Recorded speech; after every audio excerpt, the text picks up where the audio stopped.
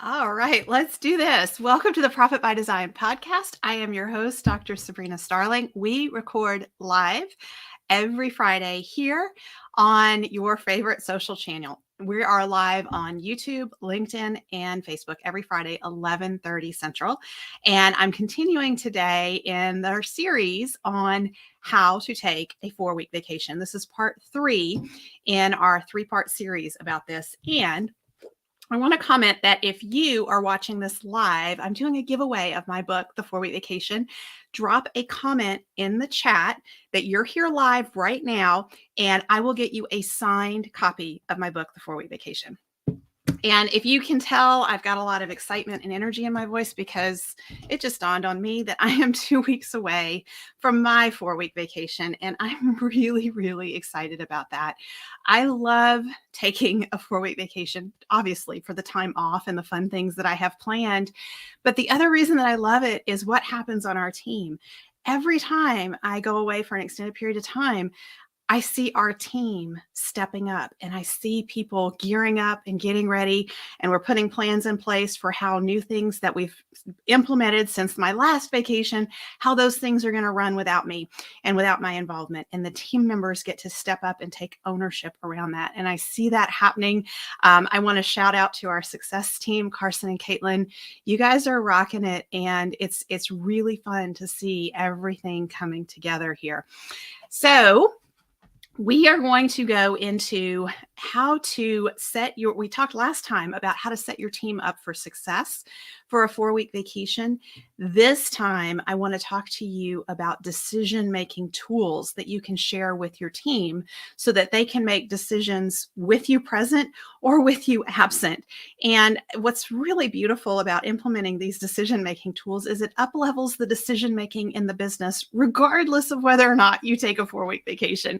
And so that's what I love about the 4-week vacation, is that it just makes your business better. Melissa Swire, our lead strategist, did some posts in our Mighty Networks community and in social this week about if you're not working on taking a 4-week vacation, you're leaving money on the table. And that is so true, because to fully implement a 4-week vacation and do it successfully, you want to follow the Tap the Potential solution.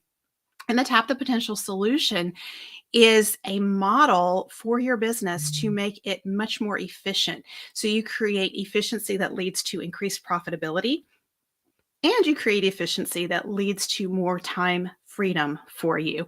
So I'll be going into that in a future podcast episode, because I really want to bring everything together with respect to the 25-hour work week and a 4-week vacation, because you can do both. It doesn't have to be an either or. You can have a consistent 25-hour work week and still take 4-week vacations. That's what I do. And we have others who are doing this as well. So with that in mind, let's dive in to figuring out these decision-making tools for your team. And I want to share that these tools are detailed in the 4-week vacation book. Everything that I've shared with you in the last few weeks on the podcast, if you want to go in more depth with it, is in the 4-week vacation book. So last week we talked about having your clear, compelling, vivid vision. A lot of times people need questions to prompt you to create your vision. And I put a lot of those questions, those kinds of prompts, here in the 4-week vacation book to support you on that. And the other thing that I want to say is, if you have not made the 4-week vacation pledge yet with us, I encourage you to do that.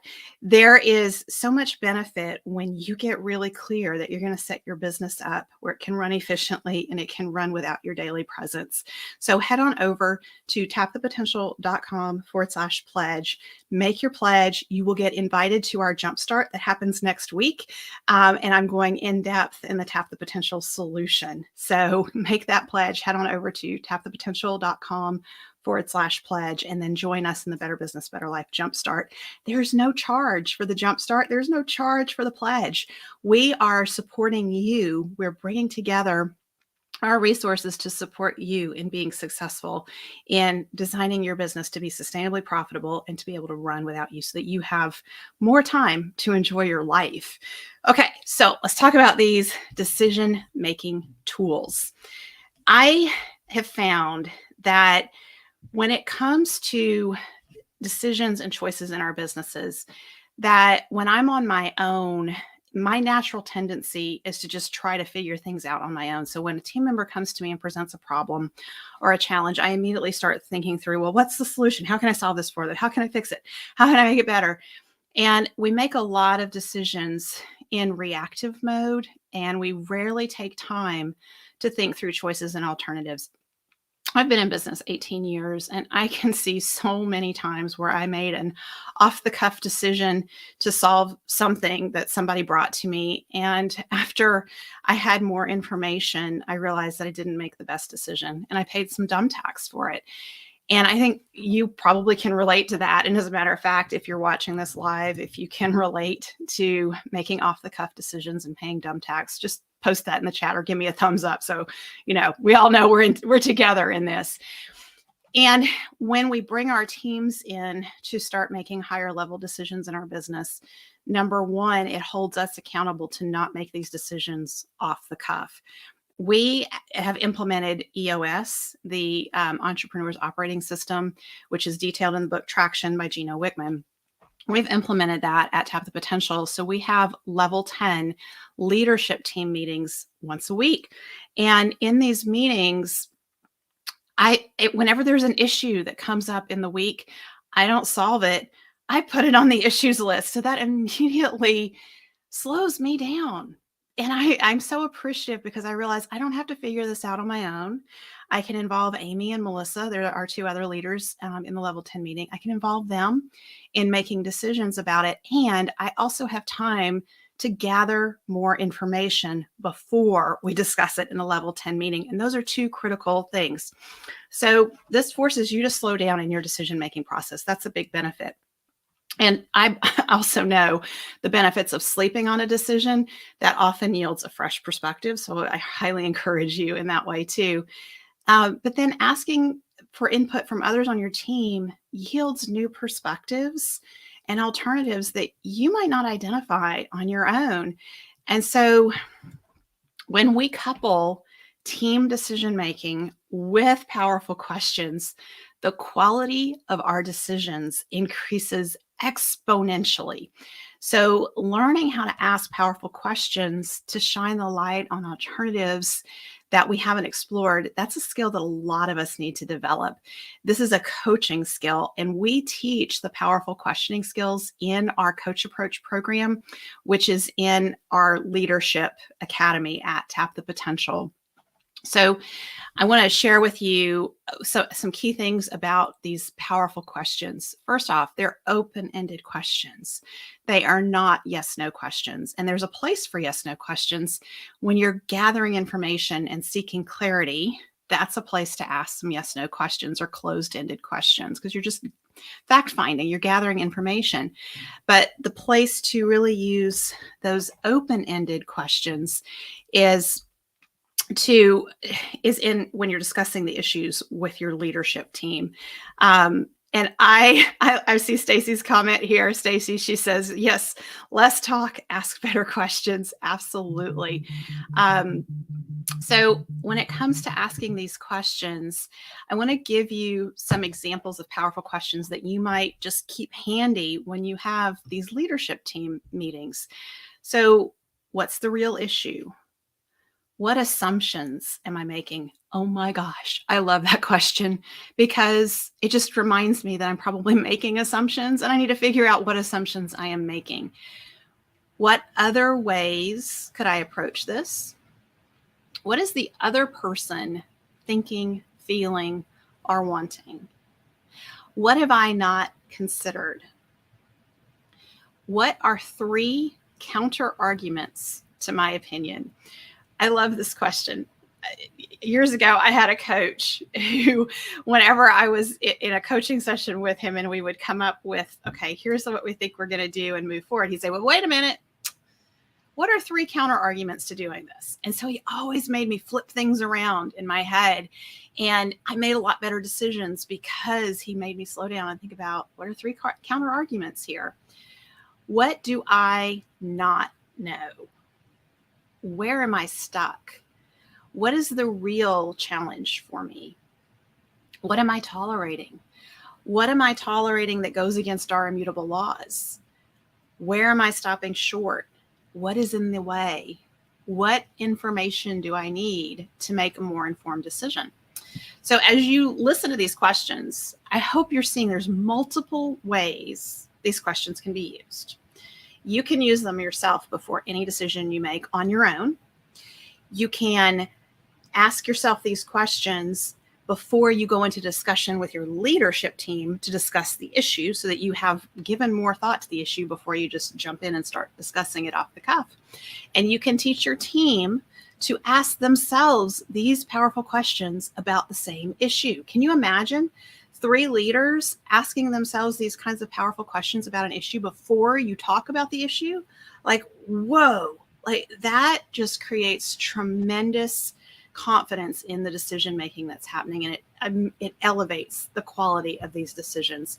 And again, these questions are listed in the 4-week vacation book. And what I really encourage you to do is bring this type of questioning into your leadership team meetings, and have a weekly leadership team meeting where you guys are working through issues. And when you're working through issues, it creates that accountability for you to stop solving the big issues on your own in the business.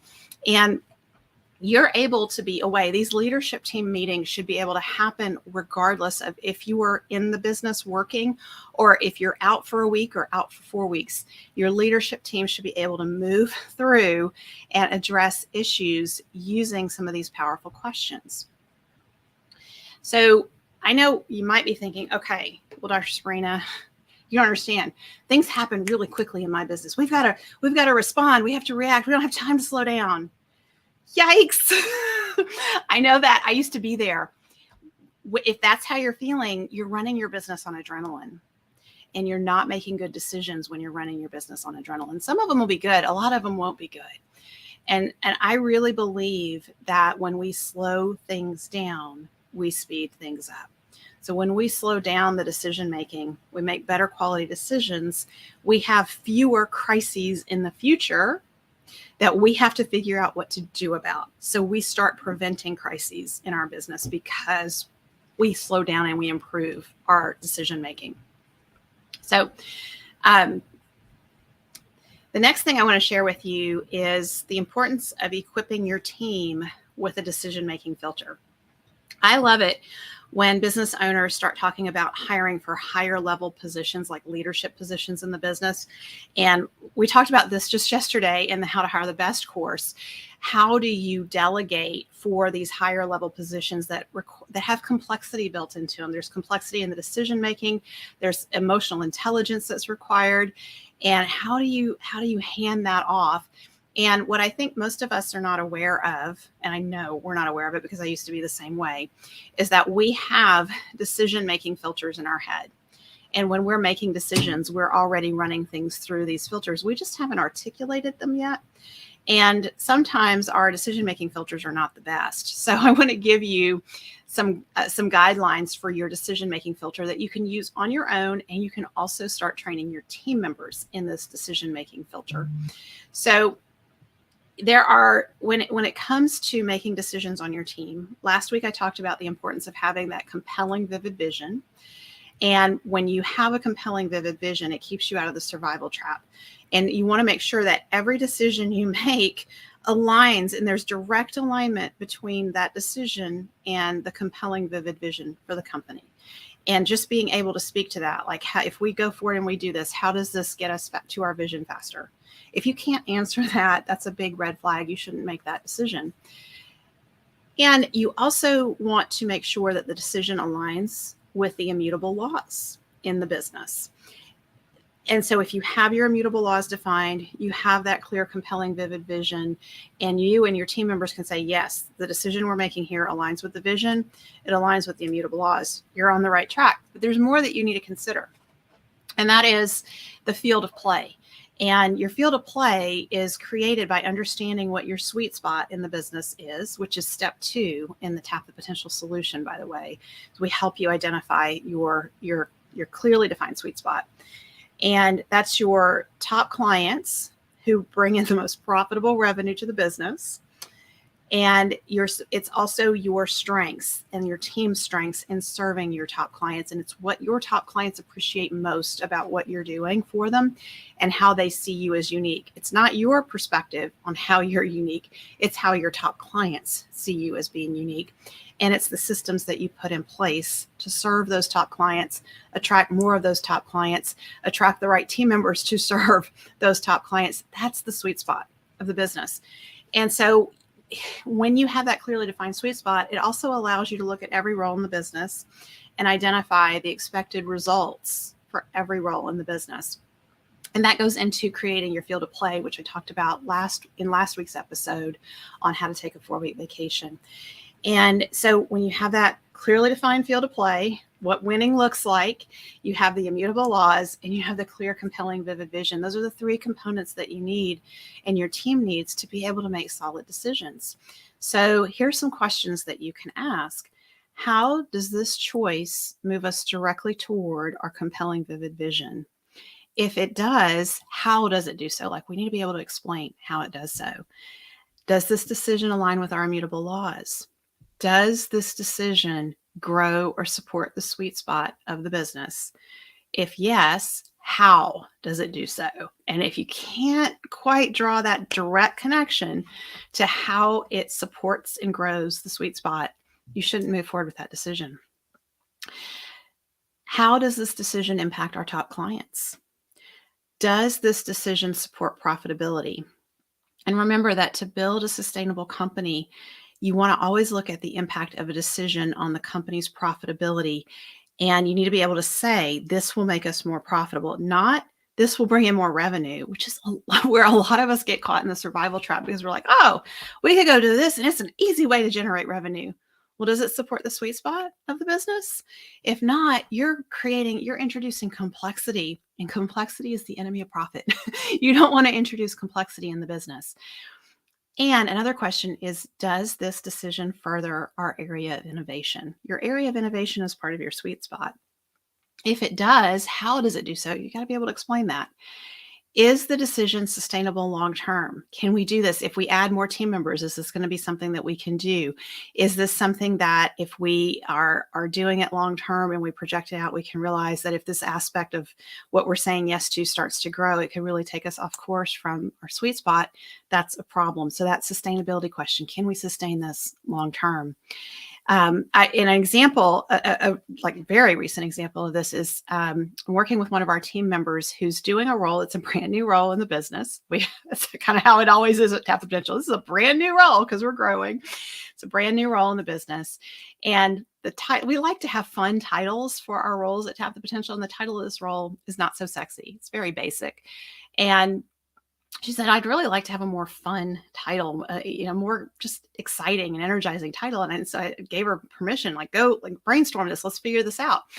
And the titles that were coming back were manager and higher level titles. And it doesn't fit within our role chart. And I said, when you're in this role, yes, because you're doing it at this higher level, because the skill set you bring, but it's not a sustainable title for this role that we could use long-term, because it's really more of an assistant type role.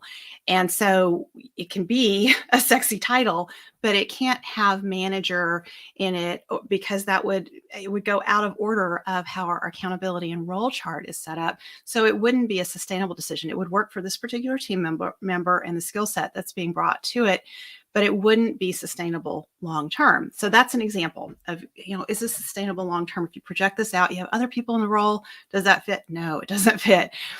Okay. Another powerful question is, what impact does this decision have on our existing systems, right? How many systems are going to be impacted, and where are if you make this one change, what other systems are impacted, and thinking that through? That's an area I am notorious for overlooking when I'm making decisions on my own. I'll say, oh, yes, we will go do this. And then I have no awareness of the 3 other people on the team and what they're doing, and how me changing this one thing is going to impact the systems that they're running in the business. So I have really learned, if I'm making any kind of decisions around systems, number one, I defer to our integrator, because that's her role, is to integrate everything. And number two, I bring it to the leadership team, and because then we can look at it from multiple angles and multiple perspectives. Another question is, imagine we're looking back on this decision 12 months from now, and it was a huge success. What made it a huge success? And then the opposite of that question is, imagine we're looking back on the decision 12 months from now, and it was a failure. What went wrong? What made it fail? And what actions can we take now that will address that and prevent that in the future? Okay. And a final question is, who else needs to be notified of this decision? If you're following EOS and you use level 10 meetings, this is the portion of the meeting that's called cascading messages. So what decisions were made in this meeting that need to cascade out to the rest of the team? Who needs to know, and who in this meeting is going to take responsibility for cascading that out to the other team members? So there you have it. These are the decision-making tools for you and your team to make better decisions. And when you teach your team members to use these tools, they can run the business in your absence. They will have what they need to make good decisions on your behalf when you're not there, that move the business forward, that align with the vision. So I want you to just imagine that, number one, when you execute on this and you start using these tools and you train your team members in using these tools, that you can trust them to make decisions. So there's the freedom that comes from being able to be away from the business, and that feels wonderful. Like, you can be away for a week, you can be away for 2 weeks, 3 weeks, 6 weeks, however many weeks. But there's the day-to-day of the mental load that we entrepreneurs bear, that we carry, that starts to diminish as soon as you start sharing the decision-making responsibilities with others on your team. And it is a tremendous opportunity for your A players to emerge as leaders on the team. And I love just getting in the habit of, when team members are asking me questions, instead of answering, because it's easy for me to just answer right away, I've got the answers, right? I stop and I pause and I say, well, tell me what your thoughts are on that. And that's the first step to training leadership in your team, is just tell me what your thoughts are on that. And letting your team members take ownership, and it builds their confidence in their decision making. And so I talked about this, I think, in part 1 of how to take a 4-week vacation, but I want to emphasize it again. When you let your team start making decisions, sometimes they're going to make decisions that you're not happy with, or it was a bad decision, or things went wrong. And that's where you want to really just celebrate, hey, that's so cool that you made a decision. I appreciate you taking ownership and responsibility like that. This didn't go very well. Let's look at this and let's figure out what we can learn from it. What are the lessons in this? And when you're presented with a situation in the future, what are you going to do differently? That's very powerful to get your team members to reflect on that, because their confidence is going to grow in their decision making. So I hope what I've shared today has been very helpful to you. A lot of it is detailed in the 4-week vacation book. So if you want to go even more in depth with this, grab a copy of the 4-week vacation. It's available on Amazon. It's also available on Audible, paperback and Kindle versions, as well as the audio version. So the other thing I want to share with you is, if you are really ready to just dive into this and get your business where it's running more efficiently, where your team members are taking things off your plate, you should absolutely be in our Jumpstart next week. You can register for the Jumpstart directly at tapthepotential.com/Jumpstart. It's a 5-day workshop. We meet for an hour each day. You get to work with me and the Tap the Potential team. And each day I'm walking you through a portion of the Tap the Potential solution. The other thing that's fun about the Jumpstart is we bring in at least one, if not more, of our existing clients, and they get to share their stories with you. And you get to hear their experiences and how they're using the Tap the Potential solution in their business to be able to have a higher quality of life, to be more profitable, and to really grow the business in a sustainable way where instead of the business taking over life, it becomes life-giving. So you can register for that at tapthepotential.com/jumpstart. And remember, we have a big, hairy, audacious goal at Tap the Potential to disrupt hustle culture. It's my mission to show entrepreneurs everywhere that you can have a business that gives you life instead of taking over your life as it grows. And we want to have 10,000 entrepreneurs taking a 4-week vacation in the next 10 years. We've got Tap the Potential clients that have taken 4-week vacations. There are trailblazers. And if you want to join them, take the pledge. Head on over to tapthepotential.com/pledge and let us get behind you and support you in making your 4-week vacation a reality. I'll see you next week. Bye for now.